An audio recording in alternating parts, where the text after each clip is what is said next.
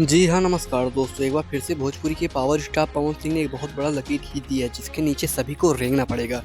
दोस्तों, हम बात कर रहे हैं भोजपुरी के पावर स्टार पवन सिंह की फिल्म सूर्यवंशम के बारे में, जिसने सिनेमा घरों में तहलका मचा के रख दिया है। दोस्तों, भोजपुरी के पावर स्टार पवन सिंह की इस फिल्म को रिलीज हुए अभी सिर्फ 4 ही दिन हुए हैं और इसने बॉक्स ऑफिस कलेक्शन में सबका रिकॉर्ड तोड़ दिया है। दोस्तों, भोजपुरी के पावर स्टार पवन सिंह की फिल्म सूर्यवंशम, जिसका ज्यादा कोई प्रमोशन भी नहीं किया गया था, फिर भी यह सिनेमा घरों में हाउसफुल हो जा रही है और बाकी फिल्मों के से काफी ज्यादा यह कलेक्शन भी कर रही है। दोस्तों, पावर स्टार पवन सिंह की यह फिल्म सभी फिल्मों की रिकॉर्ड तोड़ते हुए चली जा रही है, चाहे वह भोजपुरी के ट्रेंडिंग स्टार खेसारी लाल यादव हो, चाहे जोली स्टार दिनेश लाल यादव हो। दोस्तों, पवन सिंह की यह फिल्म भोजपुरी की सभी फिल्मों से ज्यादा कलेक्शन कर रही है।